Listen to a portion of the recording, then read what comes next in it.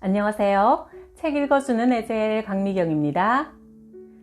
샘물결교회 문숙현 목사님이 목회 현장에서 만난 이런저런 문제들을 하나님께서 어떻게 풀어가시는지 한번 들어보세요. 나중 영광이 이전 영광보다 크리라 소개합니다. 2002년 교회를 개척하고 담임 목사가 되었다. 매주 목요일마다 성경 강의를 하고 화요일, 금요일에는 심야 기도회를 하자 전혀 광고를 하지 않았는데도 어떻게 알았는지 교회가 차도록 사람들이 몰려왔다. 우리 교회에서 내가 자부할 수 있는 것은 뜨거운 기도와 아름다운 찬양이다. 우리 교회에 오는 사람들은 기도를 시작하기만 하면 기도문이 활짝 열려 지붕을 뚫고 하늘문을 열듯이 기도했다.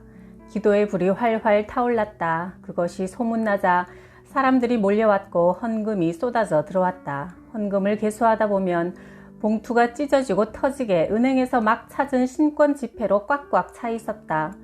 사람들은 교회에 필요한 성물들도 자발적으로 모두 마련해 주었다. 그들은 교회 와서 기도하던 중 이 교회의 필요를 채우면 하나님께서 복을 주실 거라는 하나님의 음성을 들었다며 앞다투어 헌금하고 승합차, 컴퓨터 등을 사다 놓았다. 이런 상황들이 의아해서 내가 하나님께 물었다. 왜 이렇게 교회를 시작하자마자 모르는 사람들이 몰려와 헌금을 많이 냅니까? 그 순간 성령님께서 말씀해 주셨다. 네가 평신도 시절에 나에게 그렇게 새 돈으로만 정성껏 많이 바치지 않았니? 심은 대로 거두는 것이다.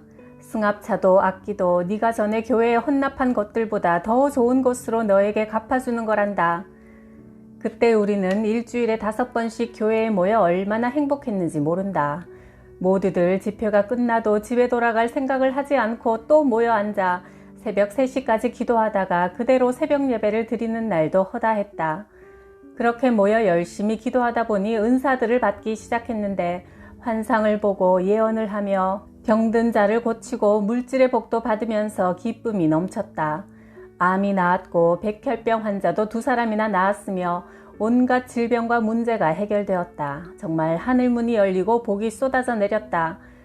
그즈음 한 권사가 우리 교회에 다니겠다며 찾아왔다. 그런데 우리 교회 이은실 집사가 그 권사의 영적 상태가 기도 중 환상으로 보이기를 그가 우리 교회에 들어와서 싱싱하고 실한 묘목들만 골라 뽑아서 땅에 던져버리자 그 묘목이 시들어 죽었다며 그 권사가 우리 교회에 등록하고 다니면 교인들을 한 명씩 시험 들게 하여 교회를 떠나게 할 것이니 절대로 받지 말라고 내게 신신당부를 했다. 그러나 나는 목사가 권사한 사람을 제대로 바로잡아주지 못한다면 어찌 목사라고 하겠느냐며 그 권사의 나쁜 버릇을 고쳐서 새롭게 만들 테니 걱정 말라고 그 권사를 받아들였다. 그런데 정말 2개월쯤 지나자 이 집사가 본 환상대로 그 권사는 성도들을 하나씩 미혹하기 시작해 그토록 행복했던 교회가 내가 손쓸 겨를도 없이 흔들리고 깨어졌다. 후에 알고 보니 그 권사는 가는 교회마다 그런 일을 저지르고 다닌 문제의 포도원을 허무는 여우 같은 인물이었다. 목회 초년병이었던 나는 그 일로 심한 스트레스를 받고 새벽에 교회에서 통곡하며 기도하다가 잠이 들었다. 갑자기 배를 칼로 도려내는 것 같이 아파서 뒹굴다가 위를 보니 천장 위에 거대한 붉은 용이 온몸에 비늘을 번쩍번쩍 세우고 날쌔게 빙글빙글 돌아가면서 문숙현이 드디어 쓰러졌다 하고 고함을 쳤다. 아름다운 교회를 세우고 행복하게 목회하는 나를 방해하기 위해 원수 마귀가 그 권사를 통해서 우리 교회에 들어와 결국 교회를 파괴시키고 나를 죽이려는 회방을 놓은 것이다. 나는 응급실로 실려갔고 심장 일부분이 마비되어 수술해도 가망이 없다는 진단을 받았다. 남편은 내게 유언을 하라고 했고 교인들이 하나둘 떠나기 시작했다.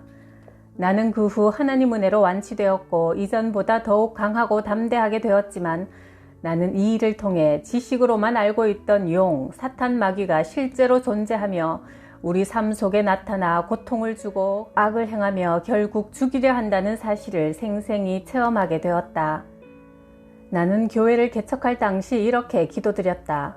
저는 오직 복음 전하는 일과 기도하는 일, 교인들을 양육하는 목회에 전념하기 원하오니 절대로 돈 문제에 어려운 일이 없도록 도와주옵소서. 그런데 내가 입원해 있는 사이 남편 왕영항 목사가 교회 건물을 구입하기 위해 우리 아파트를 담보로 은행에서 융자를 받았다. 당시 우리 집은 시가로 3억 정도였는데 채무자가 되었다는 생각에 마음이 무거워 나는 어느 날 우리 집 현관에 들어서면서 외쳤다. 이 아파트가 10억으로 올라서 빚을 갚게 될지어다. 1년 반쯤 후 그동안 침체돼 있던 부동산 경기가 회복되더니 아파트 값이 하루가 다르게 오르기 시작했다. 아파트가 팔리는 꿈을 꾸고 나서 정말 10억 원의 매매 계약을 하게 되었다. 더욱 놀라운 일은 우리가 집을 팔고 나자마자 정부가 지나친 부동산 경기 과열을 억제시키기 위해 제동을 걸어 며칠 만에 집값이 하락한다는 뉴스가 발표되었다. 20여일 동안 일어난 순간적인 사건 속에서 하나님의 자녀의 입으로 선포한 말이 권세가 있어 그대로 이루어진다는 것을 몸으로 체험했다. 정영란 집사님이라는 분이 내 책을 읽고 신방을 요청했다. 그의 집은 분당의 비버리 힐이라고 하는 로얄 팰리스 78평이었고 남편은 법무사이며 그녀도 간호대학 출신이었다. 하지만 그의 안색은 어두웠고 걱정 근심이 가득해 보였다. 그 가정을 위해 기도하니 성령께서 내게 말씀하셨다. 저 사람은 불교 신자라 복을 구하며 시주하듯이 하나님의 종이라 하면 누구에게나 돈을 주며 복을 구한다. 그리하여 내가 그 집사에게 물었다. 왜 만나는 목사마다 그렇게 큰 돈을 주세요? 제가 원래 불교 신자로 수십 년 살다가 교회를 다니게 되었는데 앞날에 대한 불안과 염려 때문에 만나는 주의 종들마다 기도를 부탁하고 그 수고에 대한 대가로 헌금을 드렸어요. 제 힘에 지나도록 큰 돈을 들이고 식사 대접과 선물을 하다가 8천만 원 빚을 졌는데 그 빚에 대한 이자가 한 달에 200만 원이라 그 이자를 내기 위해 사채업소에서 또 돈을 빌렸어요. 우리 남편이 알면 저는 맞아 죽어요. 전에도 비슷한 일이 한 번 있어서 그때 남편이 1억 원을 빚을 갚아주면서 또 이런 일이 생기면 이혼하기로 합의했거든요. 목사님, 저 좀 살려주세요. 사채업자에게 우리 재산 다 넘어가 버리면 어떡해요? 하며 엉엉 울었다. 이야기를 들어보니 베풀기 좋아하고 주의 종 대접하기를 즐기는 것은 귀한 일이나 아직 믿음이 연약하다 보니 절제하는 능력과 분별력이 없는 것이 문제였다. 내가 말했다. 헌금은 감사하는 마음으로 드리는 것이지 복채내듯 대가를 바라고 드리면 유익이 없답니다. 매번 목사님에게 큰 돈을 주지 않아도 기꺼이 기도해 드릴 것이며 집사님이 하나님의 뜻대로 살기만 하면 복을 주시고 사랑하십니다. 그리고 남에게 기도받아서 응답받으려 하지 마시고 직접 하나님께 나와서 기도하세요. 그런 자녀된 특권을 주시기 위해 예수님이 십자가에서 죽으심으로 우리 죄를 다 씻어주신 겁니다. 남에게 의존하는 어린아이 신앙에서 벗어나 스스로 하나님을 만나서 인도함을 받는 성숙한 경지로 나아가세요. 우리 함께 21일간 작정하고 새벽 기도를 드립시다. 하나님께서 문제를 해결해 주실 겁니다. 이렇게 새벽 기도를 드린 지 3일 만에 응답이 되었다. 남편이 모든 사실을 알고도 1억 원에 가까운 빚을 갚아주었고 신인한 권사님은 매주 화요일 성경 공부 시간에 나와서 열심히 하나님 말씀을 배우며 식사 대접과 다과를 즐겁게 준비하고 열심히 봉사하고 있다. 어느 날 꿈을 꾸었는데 알이 굵은 미국산 콩 한 알이 우리 교회 안으로 굴러 들어왔다. 그 다음 주일 예배 때 낯선 중년 여인이 교회 뒷자리에 조용히 들어와 앉았다. 예배 후 그는 자신을 소개했다. 저는 미국 시카고에서 온 교포예요. 나는 속으로 이 여인이 바로 꿈에 본 그 수입 콩이로구나 했다. 그녀는 눈물을 흘리며 자기 사연을 털어놓았다.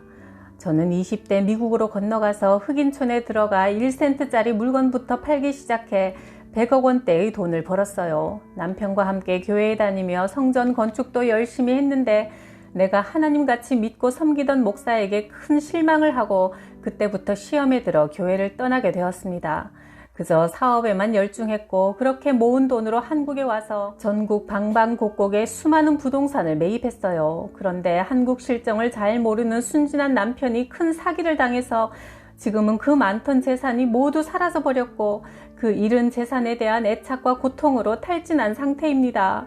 남편은 구치소에 수감되어 있는데 내 돈, 내 목숨과 같은 돈, 내가 뼈골 빠지게 모은 돈을 다 날린 남편과 반드시 이혼할 겁니다. 딸은 아직 시카고에 있는데 돈을 벌겠다며 학교를 휴학하고 유흥업소에 나가서 마약과 환락에 빠져 있어요. 저 역시 한순간도 평안을 얻을 수 없고 분노와 원망으로 인한 스트레스로 혈액순환이 온전치 않아 전신이 저리고 아파서 견디질 못합니다.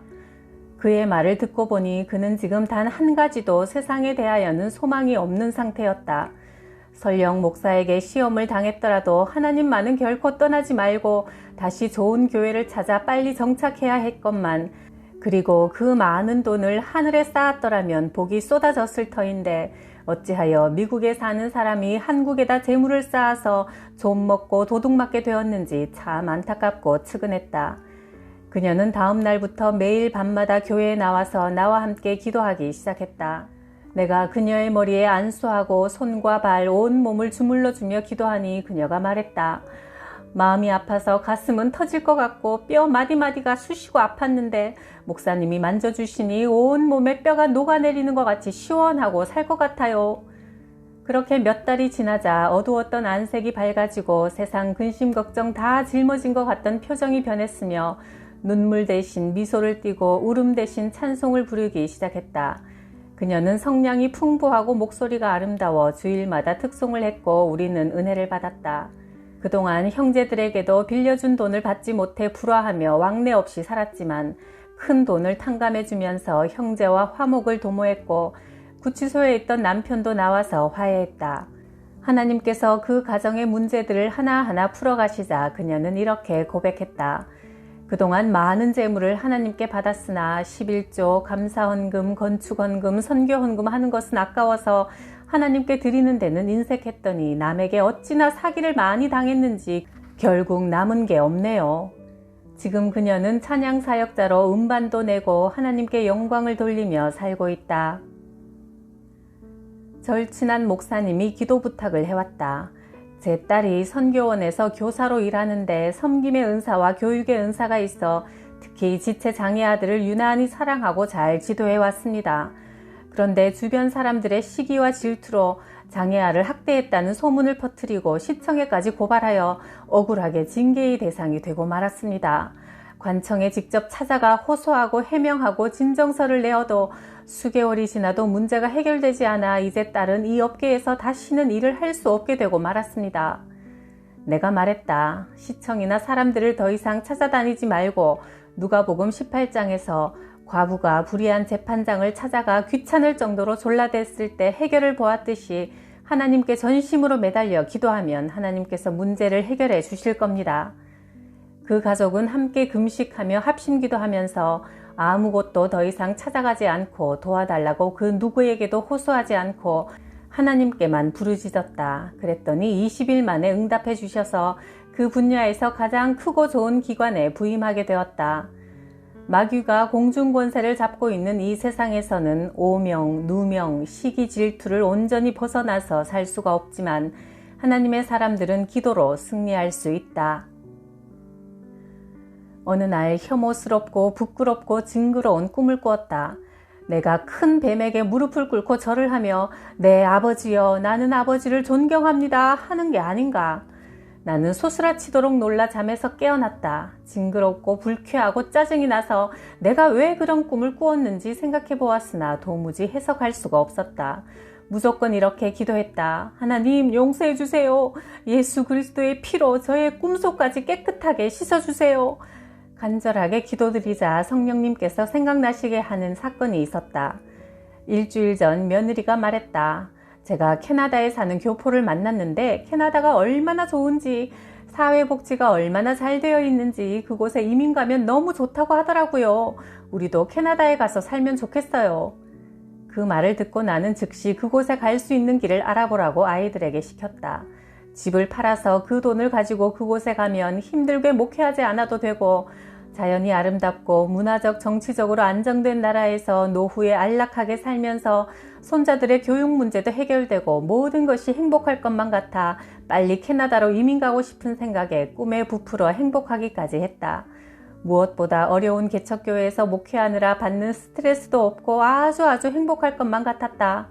목회 사명을 버리고 내가 보기에 좋은 세상을 택하여 도망가려 했던 죄, 그것이 하나님께 큰 죄로 평가되어 내가 원수 마귀 뱀에게 절을 하게 되었다는 것이다.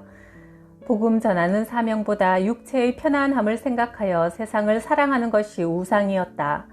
나는 꿈에서라도 뱀에게 아버지를 하며 절한 것을 회개하고 하나님께 뜻을 묻지도 않고 추진했던 캐나다행을 즉시 취소했다. 내가 담임 목회할 때 설교의 핵심은 주로 하나님과 화목한 관계를 이루고 성령 충만함을 받아 하나님 중심으로 하나님의 방법에 의지하여 살아야 한다는 내용이었다. 그런데 남편 왕영학 목사가 담임을 맡으면서부터는 사업이 잘 되고 성공하는 삶에 초점을 맞추는 설교를 주로 했다. 그러자 우리 교회 성도들은 회사 다니던 사람들도 퇴직하고 창업하여 크든 작든 거의 자영업에 종사했다. 목사님이 늘 성도들의 사업에 중점을 두고 기도를 드리더니 사업이 번창하여 모두 바빠져 그동안 열심히 참여하던 성경 공부, 구역 예배에 한 번, 두 번 빠지더니만 주일 성수도 못하는 교인들이 하나둘 늘어났다. 나는 남편 목사에게 그 상황에 대해 설명했다. 우리가 영혼 구원과 영혼의 잘됨보다 사업에 중점을 두고 설교하고 기도하니 성도들의 사업은 왕성해 가지만 신앙생활이 소홀해져 믿음이 약해지고 교회와 신앙 문제보다 사업 성공이 가장 중요한 것처럼 인식되니 목사님의 설교와 기도 내용이 바뀌어야 합니다. 그런 현실 속에 신음하던 나는 주님께 부르짖어 기도했다. 하나님, 저는 현실적인 문제에 급급한 설교에 질식할 것 같아요. 남편의 설교는 성령으로 시작했으나 육체로 마치는 것과 같습니다. 저는 그런 설교가 듣기 싫어요. TV에 나오는 목사들의 설교도 성공과 실패, 인격과 교양, 도덕과 윤리 등에 초점이 맞춰져 있고 하늘에 신령한 말씀이 없습니다. 하나님의 입에서 나오는 생명수 같은 하늘의 신비롭고 비밀한 메시지가 담긴 설교를 듣고 싶어요. 사람이 먼저 하나님의 신령한 말씀으로 영혼이 만족할 때 육신의 삶도 풍성해지는 것이 바른 순서잖아요. 목사가 교회를 찾아온 목마르고 배고픈 영혼을 위해 신령한 꼴을 먹여야 하는데 요즘은 모두 사람을 웃기고 즐겁게 해주는 설교가 인기 있고 신자들은 그런 설교 듣기를 좋아서 찾아다니고 목사들도 교인들의 비위를 맞추느라 정신이 없습니다. 하나님의 말씀을 듣는 중에 성령의 충만함을 받고 하나님의 임재를 느끼고 주님과 연합하여 참 평안과 기쁨을 누리고 싶어요. 아버지, 저 좀 살려주세요. 너무 답답해요. 주님께서 직접 말씀을 해주세요. 제 영이 목마릅니다. 저를 예수 그리스도의 십자가 복음과 천국과 지옥, 구원과 영생의 말씀이 선포되는 진리의 생명수 강가로 이끌어 주세요. 예수님께서 십자가에서 죽으심으로 인간에게 죄 문제, 죽음 문제를 가져온 마귀의 일을 멸하셨습니다. 그 복음을 날마다 선포하고 들어서 천국의 기쁨 누립시다. 구독, 좋아요, 댓글에 사랑 덕분에 기쁘고 행복합니다. 감사해요.